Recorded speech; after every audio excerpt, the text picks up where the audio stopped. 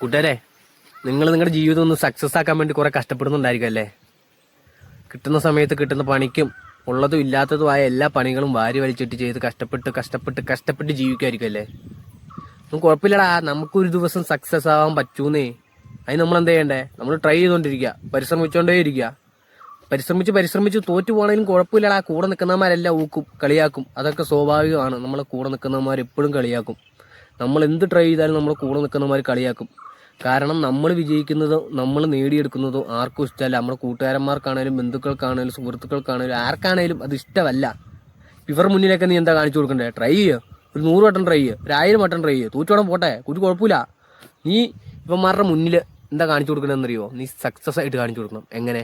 1000 വട്ടം തോറ്റിട്ടും നീ പിന്നെ എഴുന്നേറ്റ് ഓടുന്നില്ലേ? നിന്റെ ജീവിതത്തിൽ ആഗ്രഹങ്ങൾക്ക് വേണ്ടി നീ ഓടുന്നില്ലേ? അതാണ് നിന്റെ വിജയം. അപ്പം നീ ഒറ്റയ്ക്കല്ല, കൂടെ ഞങ്ങളും എല്ലാവരും ഉണ്ട്.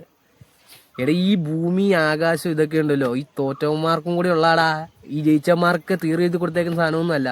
അതുകൊണ്ട് നീ പരിശ്രമിക്കടാ, തോക്കട്ടടാ. നമുക്ക് നോക്കാതെ വിജയം അത് നമ്മളെ തേടി എത്തും, നമ്മൾ ട്രൈ ചെയ്ത് കഴിഞ്ഞാൽ. ഓക്കെ, അപ്പം അടുത്ത വീഡിയോ കാണാം. ബൈ.